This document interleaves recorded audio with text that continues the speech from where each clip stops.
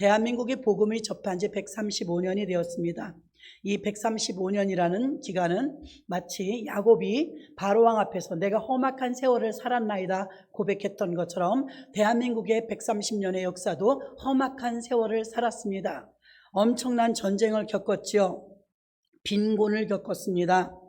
또 일제강점기를 겪었고요. 실직과 기업에 도사한 IMF, 사회적 불안정 등 험난한 세월을 살았고, 정말 한번 잘 살아보겠다고 새마을운동을 하면서 허리띠를 졸라매고 금을 모아가며 위기를 모면하는 참 격동의 세월을 130년 동안 한국이 거쳐간 것 같습니다.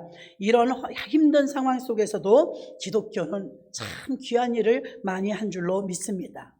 135년 동안 기독교가 한국 사회에 미친 영향은 지대합니다. 그런데 이게 역사고, 이게 현실이고, 이게 우리에게 나타난 현상임에도 불구하고 사회적으로 이 130년 동안 나라가 그토록 어려울 때 문맹률을 깨우치기 위하여서 앞장섰고, 아이들을 가르치기 위해서 참 학교에서 공부할 수 있도록 여건을 만들고, 또 교회에서도 공부를 가르쳤습니다. 세상에게는 소망을 심어주며 사회에는 모범적인 행함을 보였고, 젊은이들과 미래에는 비전을 제시했으며 성도들은 빛과 소금으로 산 줄로 믿습니다. 그 결과 대한민국은 엄청난 복을 누렸고, 정말 전례에 찾아볼 수 없는 부흥과 발전을 대한민국을 경험한 줄로 믿습니다. 그래서 늘 말씀하지만 전 세계 100만 개의 교회가 있지만 미국에 45만 개의 교회가 있고, 우리가 한 5만 5천 개의 교회, 미국이 한 44만 이 정도의 교회 합해서 미국과 우리나라의 교회가 전 세계에서 영향력을 얼마나 행사할 수 있느냐면 참 대단한 나라, 50%를 장악하고 있다는 건 대단한 것 아니겠습니까? 전 세계를 한국과 미국의 선교사를 가장 많이 보내며 지금도 역량을 발휘하는 것은 한국과 미국인 줄로 믿습니다. 그렇다면 코로나를 1년 반 동안 겪으면서 기독교가 이웃으로부터, 사회로부터, 국가로부터 적극적인 지지를 지금도 받고 있느냐 이 말입니다. 안 그렇다는 거죠. 손가락질을 받고 있고 오히려 지탄을 받고 있다는 것이죠. 왜 그렇습니까? 우리 기독교인들이 이번에 사실은 철퇴를 맞은 듯하게 한국교회가 매를 맞았다고 표현해도 과언이 아닐 것입니다. 왜 이런 고통을 우리에게 주실까요? 오늘 본문에는 두 사람이 등장합니다. 바리새인과 세리입니다. 바리새인은 율법에 박식한 자이고 학자입니다. 또 인력적으로 봤을 때도 고급 인력입니다. 아까 낮에 뉴스를 보니까 코로나 때문에 가장 많이 늘어난 게 일회용 쓰레기래요. 스티로폼이나 도시락, 우리도 뭐 많이 시켜 먹어봐서 알잖아요. 너무너무 많아가지고 감당이 안 되는데, 이게 또 쓰레기를 분리하는 작업이 다 손으로 해야 된다네요. 그래서 감당할 수가 없을 정도로 많아졌다고 그래요. 플라스틱 폐기물들이. 그렇겠다 싶습니다.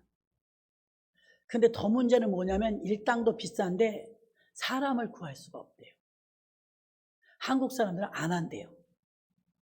그러면 이제 외국인 근로자를 써야 되는데, 외국인 근로자도 코로나 기간에는 보름씩 뭐 격리하고 이러다 보니까 원만하게 들랑달랑을 못했잖아요. 항공편으로. 그러니까 사람 구하기도 힘들다는 거예요. 한국 사람은 실업자와 실직자가 그렇게 많은데도 아무 일이나 안 하죠. 고급 인력이다 이 말입니다. 근데 우리나라 사람들이 사우디아라비아에 가서 돈 벌어올 때 아빠들이 돈 벌어올 때는 그 나라에선 서독의 광부로 갔을 때도 마찬가지입니다. 간호사라고 갔지만 사실은 서독에 간호사로 파견 근무 간 이 간호사들도 시체만 닦다 왔다고 하더라고요. 험한 일. 지금 생각해 보니까 선진국들은 3D 업종이 있는 거예요. 안 하는 거죠. 사람들은요, 내가 할 일이 따로 있고 네가 할 일이 따로 있어, 이런 생각을 합니다. 오늘 바리새인은요, 고급 인력이에요. 그리고 선민입니다. 잘난 사람이에요. 그리고 여기 세리는요, 죄인입니다. 기생충 같은 사람이에요. 우리가 한일 관계에서 매국노들이 있었죠. 친일파들. 그런 것처럼 로마에 지금 식민지를 살고 있는 이스라엘 백성들에게 로마가 세금을 걷어야 되는데 맨 아래에서 하는 일은 인부를 골라가지고 채용했어요. 그게 누구냐면 유대인들이에요. 유대인 중에서도 그 일을 자원할 사람은 사실 많지 않아요. 욕먹으니까요.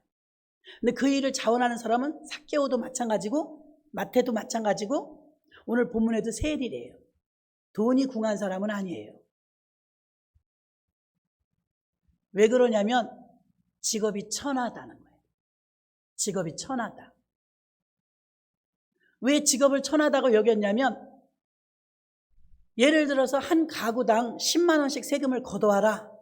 로마 정부로부터 이런 지시를 받으면 가서 15만 원을 받아요. 20만 원을 받아요. 그 정부에 귀속시키는 건 10만 원만 넣어요. 도둑놈이죠. 그러니까 손가락질을 받는 거예요. 자기 동족 피 빨아먹으니까. 그러니까 상종도 안 합니다. 구원의 반열에서 제외됐다고까지 이야기를 했습니다. 그런데 놀라운 사실이 있어요, 여러분. 이런 사람도 지금 기도하러 왔고 소위 잘났다고 하는 바리새인도 기도하러 왔어요. 둘 다 기도하러 왔어요. 그래서 우리가 지금 읽었지요. 10절 두 사람이 기도하러 성전에 올라갔어요. 하나는 바리새인이요 하나는 세리라. 두 사람이 기도하러. 아니 그렇게 살면서 기도한대요. 죄 지으면서도. 11절에 봐요. 바리새인은 서서 따로 기도하여. 왜 따로 기도할까요? 같이 왔는데. 하나님이여 나는 다른 사람들 곧 토색, 불의, 간음을 하는 자들과 같지 아니하고 이 세리와도 같지 아니함을 감사하나이다. 여러분 만약에 내가 옆에서 기도하는데 옆에 누가 왔는데 그분이 장애인이라 다리를 절룩절룩하고 목발을 짚고 오셨다 치십시다. 근데 그 사람 들리게 내가 기도하는 거예요. 하나님 나는 목발 짚고 다니지 않아서 감사합니다. 그러는 거예요. 그럴 수 있어요 여러분? 얼굴 두껍잖아요. 어떻게 그럴 수가 있어요? 불쌍히 여겨야죠. 근데 그런 마음이 안 들었어요. 판단하고 정죄했단 말입니다. 그래서 따로 기도하는 거예요. 저희들도 모이면 가끔 따로 기도하죠. 한 사람은 저 뒤에, 가운데, 앞에. 서로 기도 방해받지 않으려고 잠시 이렇게 떨어져서 기도하는 거지 우리가 사이가 나빠서 그런 건 아니거든요. 그런데 여기 지금 바리새인과 세리는요 그렇지 않아요. 희한한 것은 이 바리새인 입장에 생각하면 저 세리는 세상에 못된 놈이에요. 저런 놈도 기도하러 온 거예요. 자기가 생각할 때는. 근데 세리의 마음은 어땠어요? 자기가 죄인인 줄 알아요. 어쩔 수 없어서 내가 직업을 이걸 택했지만 난 죄인인 걸 내가 압니다. 얼마나 마음속으로 미안한지 몰라요. 여러분 우리가 친일파니 어쩌니 논하기가 어려운데요. 전쟁통에 태어나지 않은 분들을 감사해야 돼요. 왜냐하면 전쟁통에 태어나면요 다 그렇게 어려웠어요. 누군 피난 가고 싶어서 갔겠어요? 얼마나 어려웠나 몰라요. 나라 자체가 어려웠어요. 시대를 잘 못하고 태어났기 때문에 그때 겪었단 말입니다. 고난과 고통을. 근데 이때도 식민지를 살았기 때문에 어쩔 수 없이 누군가는 해야 되는 그 일을 이 사람이 하게 된 거예요. 근데 뻔뻔한 사람들이 대다수라면 이 세리는 지금 마음이 약해갖고 막 미치겠는 거예요. 자기 동족들 피 빨아먹는다고. 마음이 너무 괴로웠던 거예요. 그리고서 소리 질러가면서 바리새인이 기도합니다. 나는 돈을 토색하지 않습니다. 불의를 저지르지 않습니다. 들으라고 하는 거예요. 지금 기도를. 바리새인이 세리 들으라고. 간음을 하는 자와 같지도 않습니다. 저 세리와도 같지 않습니다. 난 그런 짓을 안 하고 사니까 감사합니다. 이러는 거예요. 그리고 또 자기 자랑이 늘어집니다. 12절에 나는 일에 2번씩 금식하고 또 소득의 11조를 정확하게 드리나이다. 잘한 건 잘한 거 맞아요. 여러분 중에서 저는 여러분의 전체를 다 알진 못해요. 가끔 장부를 보지만 11조 생활 바로 하고 헌금 생활 바로 하고 이쁘죠. 하나님 볼 때도. 근데 난 여러분들 중에서 한 명이라도 저한테 와서 전 11조 안 빠지고 잘해요. 난 그런 사람 못 봤어요. 여러분 저한테 찾아오셔서 11조 한다고 말하시는 분 있어요? 없잖아요. 이 사람은 지금 들리게 하잖아요. 나는 금식도 잘하고요. 나는 11조도 꼭꼭 드립니다. 저 뒤에 죄인 들으라고 하는 거예요 지금. 기도할 때 여러분 하나님 들으시는 기도 하시기 바랍니다. 하나님 들으시는 기도. 13절에 세리는 멀리 서서 가까이 오지도 못해요. 감히 눈을 들어 하늘을 우러보지도 못하고 자기 죄인이라 이거예요. 다만 가슴을 치며 하나님이여 불쌍히 여기시옵소서 나는 죄인이로소이다. 작은 죄를 더러더러 죄를 지어가면서 교회 생활 하나도 빠지지 않고 잘하면서도 죄 지을 수 있어요. 그런데 그런 사람은 대부분 어때요? 굉장히 뻔뻔해요. 가식적이에요. 자기가 죄를 짓지 않는다고 생각하기 때문에 자랑스러워해요. 그래서 지금 바리새인처럼 다 나열하는 거, 내가 이런 사람이라고. 그런데 세리는 어떻게 기도해요? 기도하러 이 사람도 오고 저 사람도 오고 둘이 같이 왔어요.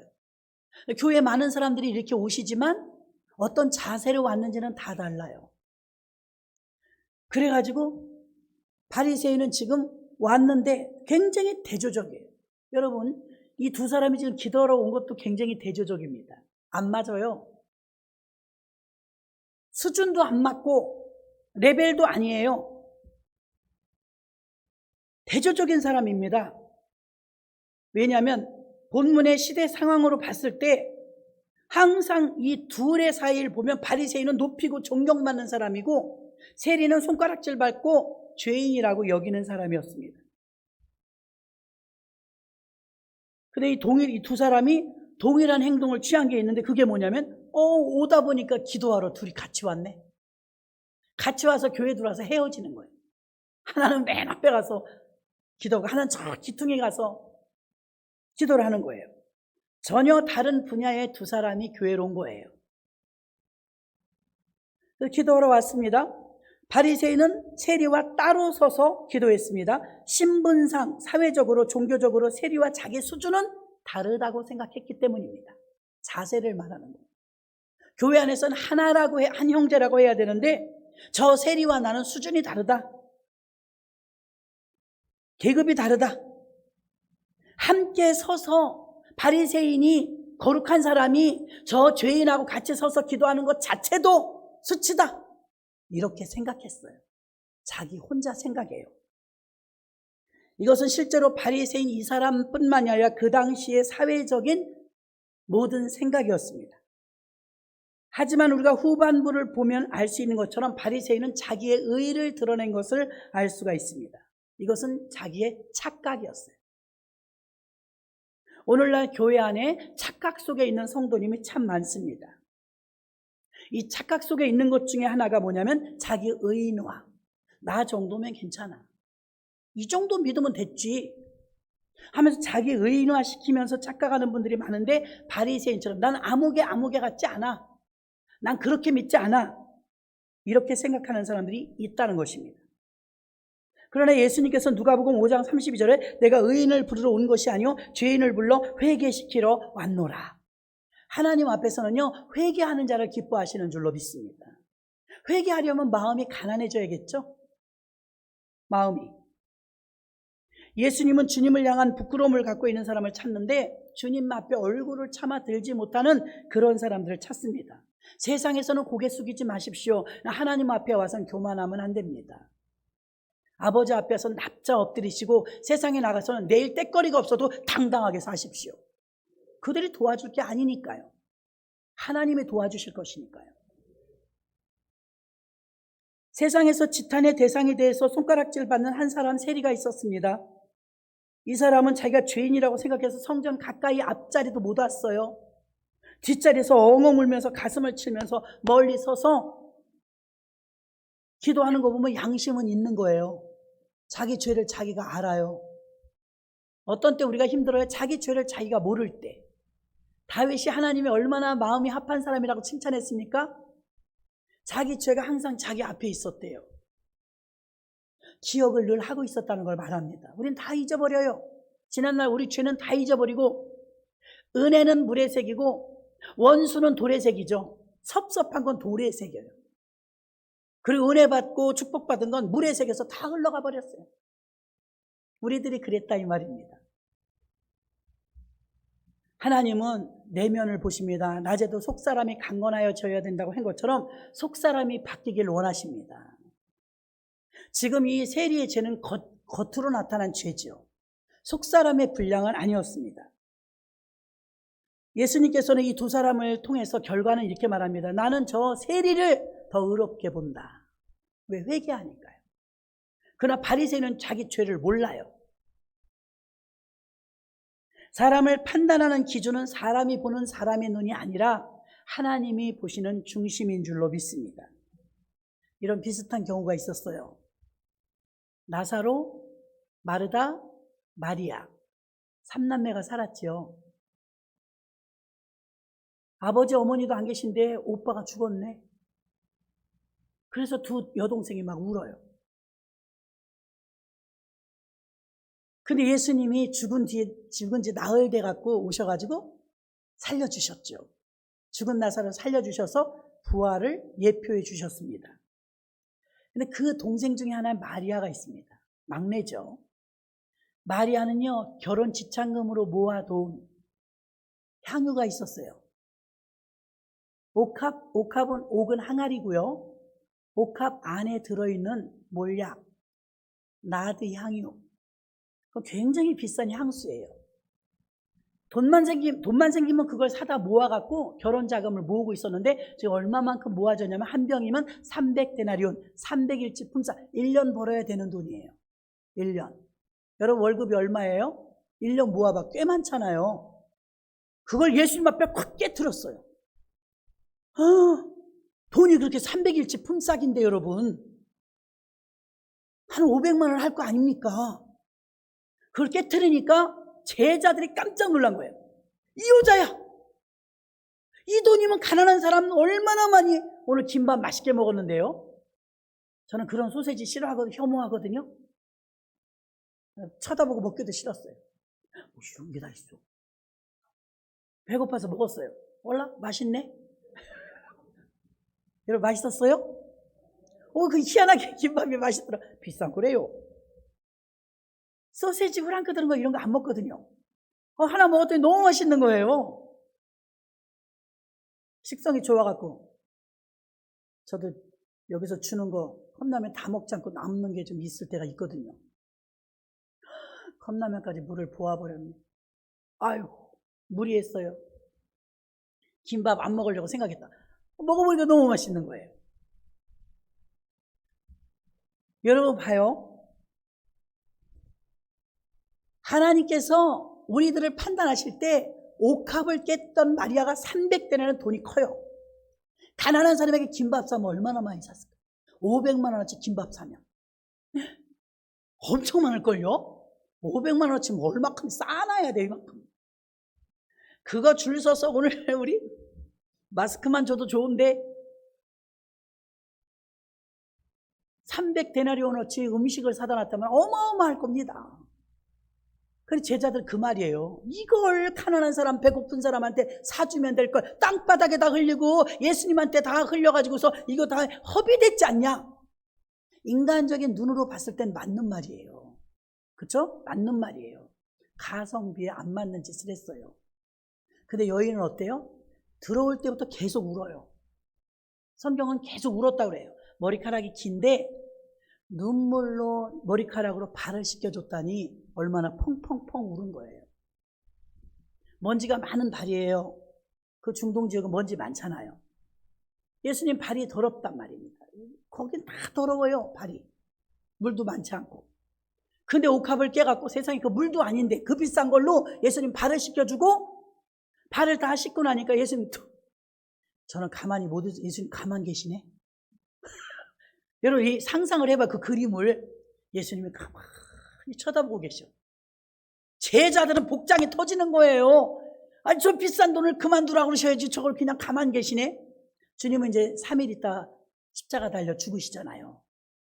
장례를 예비한 걸로 받아들이신 거예요. 마리아가 알고 한 건 아닙니다. 새벽에도 말했지만요, 알고 하지 않아도 성령의 사람, 하나님의 은혜의 사람들은 딱딱 맞아 들어가요. 그래갖고 이미 죽을 줄 몰랐는데도 예수님의 장례, 최고급 장례 몰약을 벌써 드린 것인 줄로 믿습니다. 그래갖고 제자들이 난리가 나서 300데나리온 이거 가난한 사람한테 나눠주면 많이 나눠줄 텐데 왜 이걸 허비했느냐? 여러분, 예수님께 드리는 게 허비입니까? 교회 와서 1시간씩 기도하고 가면, 토요일날 2시간 기도하면 그 허비입니까? 허비 아닙니다. 하나님께 드린 것입니다. 마리아도 드린 것입니다.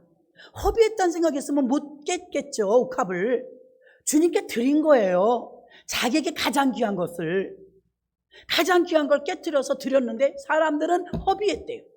그러거나 말거나 눈물로 예수님의 발을 씻겨줬는데 이걸 가난한 사람한테 줘야 된다고 많은 사람들이 판단했어요. 주변의 제자들마저도 기특하네, 예수님을 그렇게 생각하더니 이런 사람이 하나도 없어요. 아유, 아까워라, 허비하고 낭비했다고 생각했습니다. 예수님만 알았죠. 기쁘게 받으시고 가만두어라. 저는 내게 좋은 일을 하였도다. 저는 내 장사를 준비하였느니라. 인정해 주신 줄로 믿습니다. 내 마음을 다하여서 나의 가장 귀한 것을 드렸을 때, 허비가 아니고 낭비가 아니고 드렸을 때 주님이 받으십니다. 이렇게 꽃을 아름답게 갖다 놨어요. 요새 꽃 얼마나 비싼데 이거 뭐하러 해요? 시들을 텐데. 일주일도 못 가요.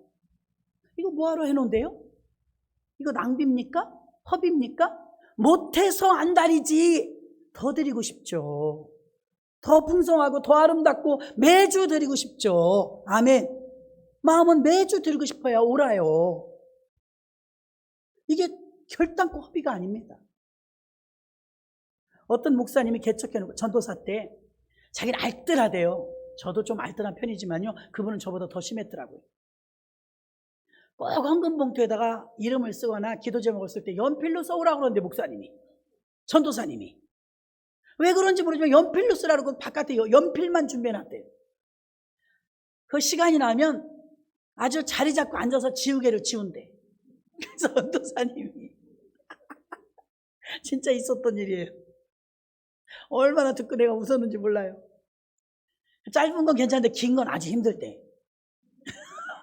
그걸 열심히 지웠대요, 지우개로. 그렇게 해서 헌금 봉투를 또 쓰려고. 그러면서 자기는 자기 의에 빠져서, 하나님, 내가 이렇게 알뜰해요. 하나님의 성물을 전 함부로 하지 않습니다. 알뜰해서 살뜰 잘 쓰기가 저 이쁘죠? 그랬더니 하나님이 이쁘다 그랬을까요? 네, 이놈. 네, 이놈. 내게 드리는 강단에 올리는 헌금 봉투가 그리 아깝더냐? 아니, 너 알뜰하다 그러신 게 아니고 너는 헌금 봉투 하나가 그렇게 아깝냐? 그러시더랍니다. 그 다음부터는 볼펜으로 쓰라 그러고 헌금 봉투 재탕 하나 납니다. 재탕. 저도 교회에서 재정이 이렇게 지출될 때 있잖아요. 그런 지출되는 건요, 제가 안 쓰는 봉투, 맨봉투 이런 걸 쓸 때가 많아요. 헌금만 헌금 봉투에 쓰죠. 그거랑은 좀 다르죠. 그래서 그 목사님이 지금 목사님 되셔갖고, 제가 그렇게 철이 없었잖아요. 그러면서 이야기하시는 걸 제가 들었습니다. 자, 여러분, 우리가 삶을 알뜰하게 살지라도요, 하나님 앞에 드리는 것이 허비라고 생각하면 안 됩니다. 최선을 다하여 드리는 거예요. 최상의 것을 드리는 거예요. 그래서 세리가 되었든 바리새인이 되었든 두 사람이 참 공통적인 게 무엇이냐면 다 하나님을 믿는다는 거예요. 믿으니까 어떻게 했습니까? 기도하러 왔죠. 기도하러. 세리는 지탄의 대상이었고 손가락질 받는 사람이 멀리서 기도했고요. 그리고 이제 바리새인은 가까이 와서 소리 질러가면서 기도했습니다. 나를 불쌍히 여겨달라고 가슴을 치는 세리의 기도가 있는가 하면 소리 질러가면서 자기는 이렇게 해놓으라고 자기 의의를 드러내는 바리새인의 기도가 있었습니다. 중요한 것은 어떤 기도를 오래 하든 짧게 하든 하나님의 평가가 중요한 줄 믿습니다. 근데 지금 주님이 뭐라 그래요? 세리의 기도는 받으시고, 자, 마리아가 옥합을 깼을 때 다른 모든 사람들이 지탄했지만 예수님만은 가만두어라, 저는 내게 좋은 일을 하였도다. 앞으로 복음이 증거되는 어느 곳에든 이 여인의 일을 기념하라. 늘 전도할 때마다 그 여자 얘기를 하래요. 자기들 생각하는데 낭비인데, 허비인데 주님은 그 얘기를 만방에 전파하래요. 이렇게 훌륭한 여인이 있다고. 근데 하나님의 평가가 중요한 줄로 믿습니다. 사람들은 손가락질했습니다. 지탄했습니다. 그러나 마리아를 예수님은 칭찬하셨습니다. 오늘 세리는 예수님이 인정하셨습니다. 바리새인은 오히려 그 자기 의에 빠진 교만함 때문에 책망을 듣게 된 줄로 믿습니다. 자, 두 번째는요, 참 이 두 사람이 기가 막혀요. 세 가지를 말하는 첫 번째는 둘 다 기도하러 갔죠. 둘 다 성전으로 갔어요. 하나는 산기도를 갔다던가 하나는 뭐 빈들에 가서 기도했다던가 아니라 둘 다 성전으로 갔대요. 그러니까 기도를 하러 왔는데 성전으로 왔어요. 지금으로 말하면 교회 중심이에요. 참 희한합니다, 여러분. 우리가 볼 때는 한 사람은 칭찬하셨고 한 사람은 지금 책망을 들었는데 이 두 사람이 다 신앙이 잘못된 사람이 아니라는 거예요. 정상적인 사람들이에요. 두 사람이 둘 다 성전에 올라갔대요. 성전 중심의 신앙은 중요합니다. 성전으로 갔는데 성전에 들어가는 이유는 역대하 7장 내 마음과 내 눈과 내 귀가 여기 있느니라. 성전에 오면 여호와의 귀가 있고 여호와의 마음이 있고 여호와의 눈이 있어요. 눈이 있으니 오는 잘 다 볼 것이고 마음이 있으니 여러분의 심정을 살필 것이고 귀가 있으니 여러분의 기도를 들으실 것입니다. 여러분 상천하지 어디에나 무소부재하게 하나님 어디에나 계시지만 만날 땐 교회 와야 돼요. 만날 땐.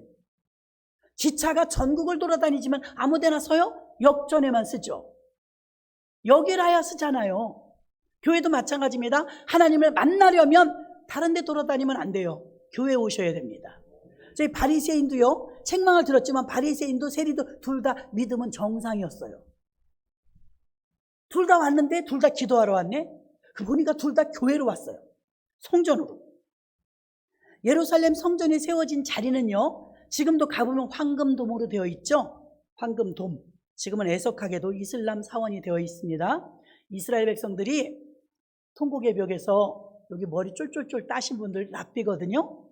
랍비들이 벽에다 대고 까만 옷 입고 기도하는 거 봤어요? 못 봤어요? 텔레비에서 봤지요? 그때 무슨 기도할 것 같아요? 통곡의 벽 건너편이 그 돔 성전이에요. 황금돔. 거기가 과거에 어디냐면요, 모리아산이에요. 모리아산이 뭐예요? 몰라요? 모리아산은 이삭을 바쳤던 곳이에요. 아멘. 자, 오르난의 타작마당, 솔로몬이 회개의 번제단을 드렸던, 다윗이 회개의 번제단을 드렸던 금 600세겔을 가지고 오르난의 타작마당에서 재앙, 그때도 전염병이 돌 때 7만 명이 죽었어요.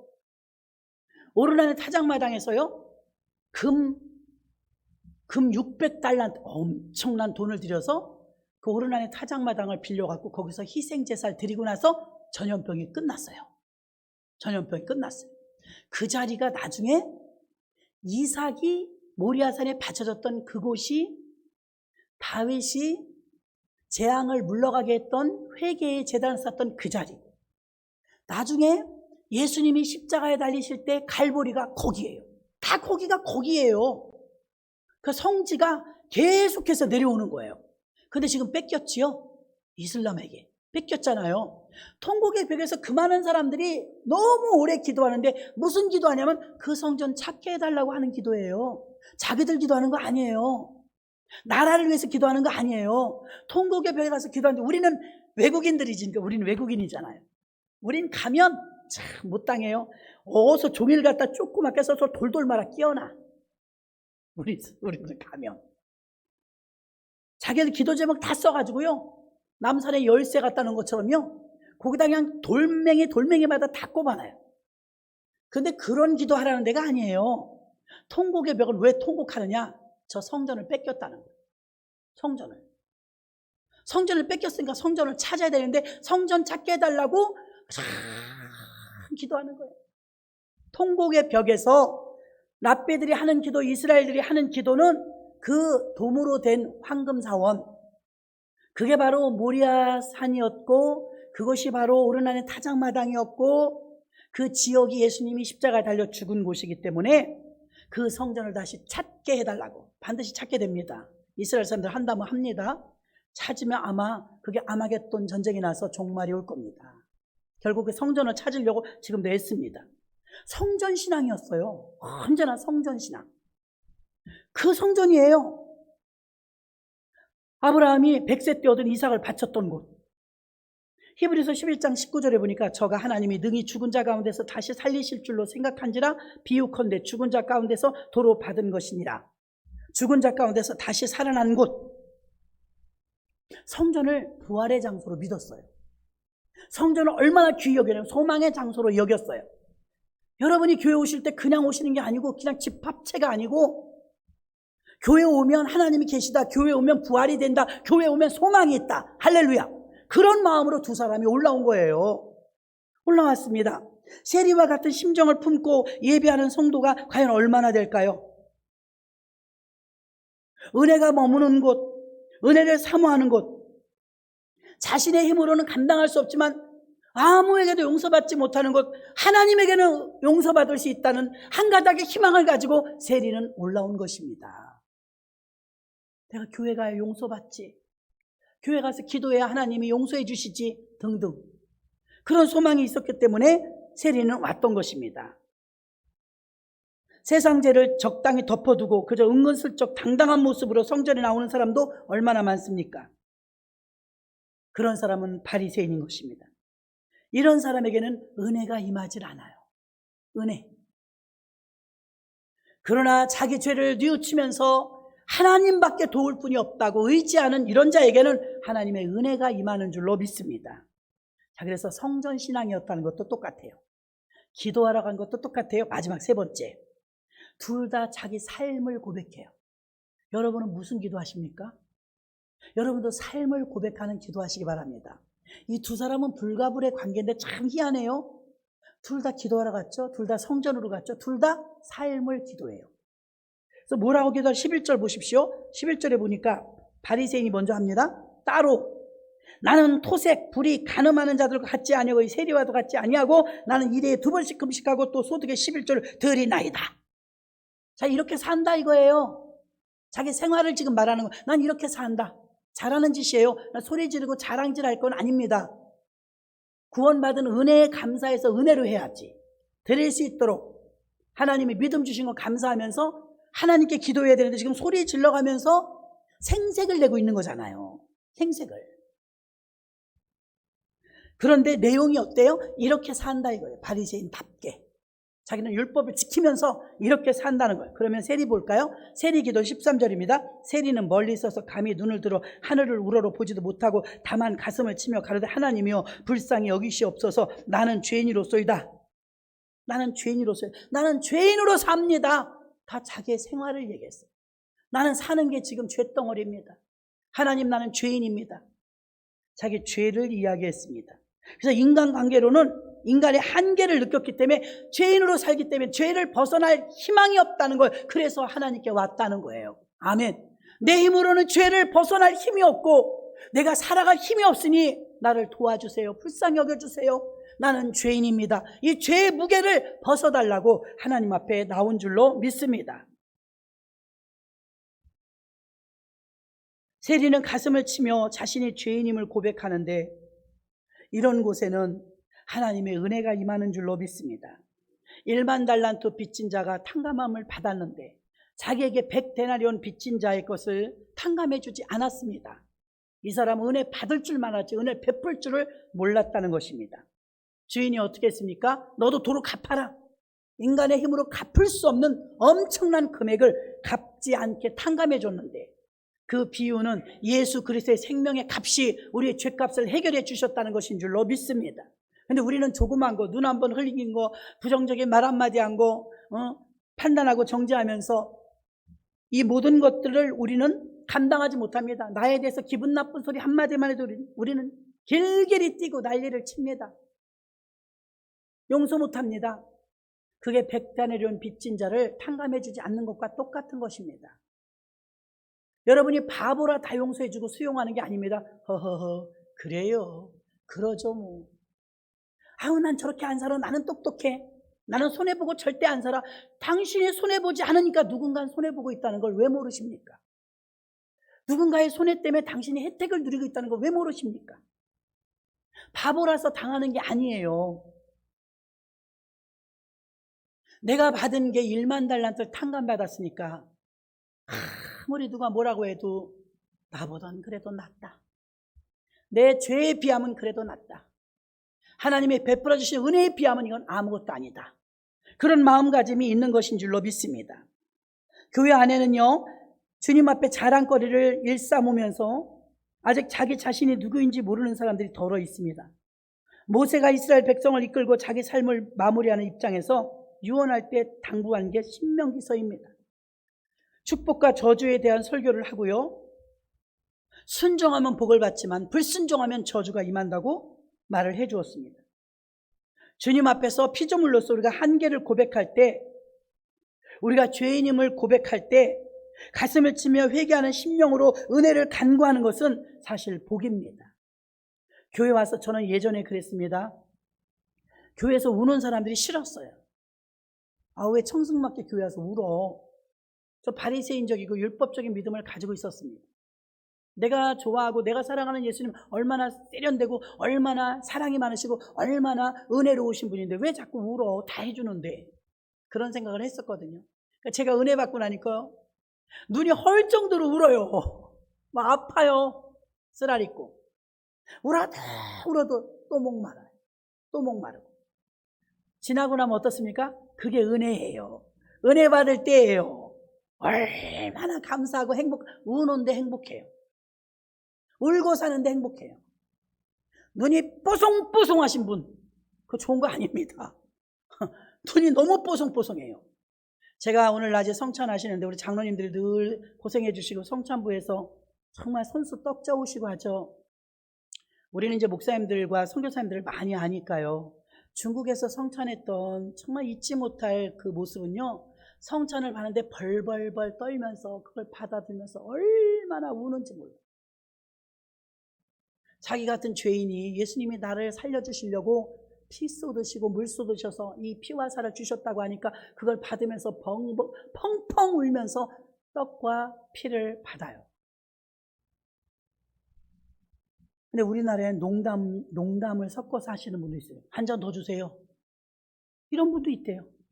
큰 잔에다 주세요. 그런 분도 있대요. 여러분이 장난하는 것이 아니라 주님의 피와 살이 정말 내 부인과 내 남편이 나를 위해서 막 장기만 이렇게 해줘도 얼마나 고맙고 감사할 텐데 피를 다 뽑아서 줬다고 생각한다면 어떻게 농담이 나올 수가 있겠습니까? 그리고 그것을 단회적으로 끝나는 게 아니라 주님 오실 때까지 기념하래요. 여기 아까 그 보에 써있어, 나를 기념하라. 주님 오실 때까지 기념하래요. 왜 기념하라? 잊어버리지 말라고. 그리고 성찬을 뗀다는 의미는 무엇이냐면 연합입니다. 주님이 살을 떼어서 다 나눠줬어요. 그러므로 한 피 받아 한 몸 이룬 우리는 하나의 공동체인 줄로 믿습니다. 이게 유튜브 예배로 가능합니까? 성찬이 없는 예배는 말도 안 되는 거예요. 예수님이 최후의 만찬을 통해서 성찬을 하셨죠. 받아 먹으라 내 몸이니라, 마시라 내 피니라. 성찬을 해야만 성찬 예식과 세례 예식, 성례전이라고 하는데요, 이 성례전이 있는 게 교회입니다. 온라인 예배로 이게 가능합니까? 성찬은 어떻게 떼요? 교회가 아닙니다. 비교회, 탈교회. 예배는 드릴 수 있고 은혜는 받을 수 있겠죠. 임재는 느낄 수 없습니다. 임재. 왜요? 아까도 말씀드렸지만 내 눈과 내 마음과 내 귀가 그곳에 있느니라. 어디요? 성전이. 아멘. 성전에 있는 거예요. 와서 만나야죠. 대학병원이나 종합병원에서 여러분 어디가 아프다고 오래면 잘 가시더만. 교회는 못 오시는 분이 아직도 많아요. 마지막에 죄인임을 고백하는 이게 은혜인데 내가 죄인임을 아는 것, 낮에도 말씀을 좀 했죠. 유죄의식이 있는 건 은혜입니다. 뻔뻔한 것보다는 훨씬 나아요. 나는 죄인입니다. 그리고 이 죄에서 내가 감당할 수 없으니 주님이 해결해 주옵소서. 그러면서 올라왔기 때문에 함께 자신의 삶을 고백했지만 바리새인은 잘난 척하는 자랑질을 했고 세리는 죄인이라고 가슴을 쳤습니다. 주님은 세리의 손을 들어준 줄로 믿습니다. 교회 올 때 교만하면 은혜 못 받습니다. 겸손해야 은혜 받습니다. 교회 올 때는 마음을 다 내려놓고 오셔야 됩니다. 그래야 은혜가 임하는 줄로 믿습니다. 그래서 기도하는 두 사람은요, 기도도 했고 교회 중심, 성전 중심이었고 생활의 기도도 했지만 결국 예수님은 자신의 삶 속에서 자기가 죄인이라고 고백했던 바리새인이 아닌, 누가 봐도 바리새인이 의롭지만 죄인인 세리의 기도를 들으셨다고 말씀한 줄로 믿습니다. 14절에도 보니까 무릇 자기를 높이는 자는 낮아지고 자기를 낮추는 자는 높아지리라. 겸손하게 주님 앞에 쓰임받는 우리 모두가 되시기를 주님의 이름으로 축원합니다. 하나님 아버지 감사합니다.